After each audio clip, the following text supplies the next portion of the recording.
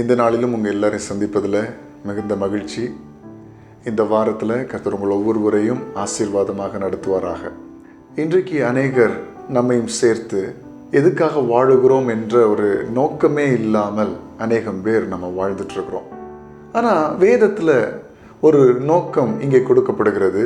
நம்ம வாசிக்கலாம். பிரசங்கி 3வது அதிகாரம் அதனுடைய 12ஆம் வசனத்தில் நம்ம பார்க்கும்போது, மகிழ்ச்சியாக இருப்பதும் உயிரோடு இருக்கையில் நன்மை செய்வதுமே அல்லாமல் வேறொரு நன்மையும் மனுஷனுக்கு இல்லை என்று அறிந்தேன். இன்னைக்கு நீங்கள் கொஞ்சம் யோசிச்சு பாருங்க. நம்ம படிக்கிறோம், எதுக்காக படிக்கிறோம்? அதனுடைய அல்டிமேட் கோல் என்ன?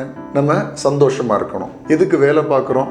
அது மூலமாக சம்பளம் வரும், அதனால நம்ம சந்தோஷமா இருக்கணும். எதுக்கு தொழில் செய்கிறோம்?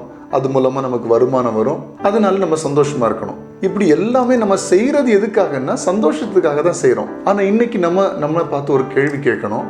நம்ம சந்தோஷமா இருக்கிறோமா? நம்ம உலகத்தில் வாழ்ந்து நமக்காகவே வாழ்ந்து யாருக்கும் எந்த பிரயோஜனமும் இல்லாமல், யாருக்கும் எந்த சப்போர்ட்டும் பண்ணாமல், யாருக்கும் எந்த உதவியும் செய்யாமல் வாழ்ந்து எந்த பிரயோஜனமும் இல்லை. அப்போ இன்றைக்கி நம்ம முக்கியமாக ஆண்டவரத்தில் சொல்ல வேண்டியது என்னென்னா, ஆண்டவர் இந்த நாட்களில் நாங்கள் மகிழ்ச்சியாக இருப்பதற்கு கிருபை தாங்க, அதோடு கூட சேர்ந்து நாங்கள் எல்லோருக்கும் நன்மை செய்வதற்கும் நீங்கள் கிருபை தாங்க ஆண்டவரத்தில் கேட்போம்.